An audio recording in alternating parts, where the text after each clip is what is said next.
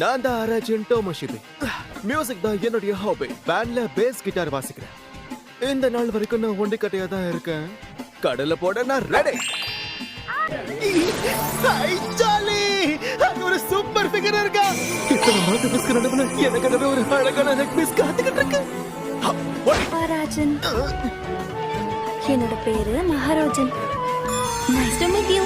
என்கிட்ட பேசுறா. Nice to meet you மகாரோ.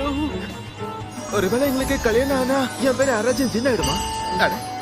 கொஞ்சம் இரு. இந்த வழியா போவ? ஒரே வழியில போனா ரெண்டு பேரும் சேர்ந்து போலாமா?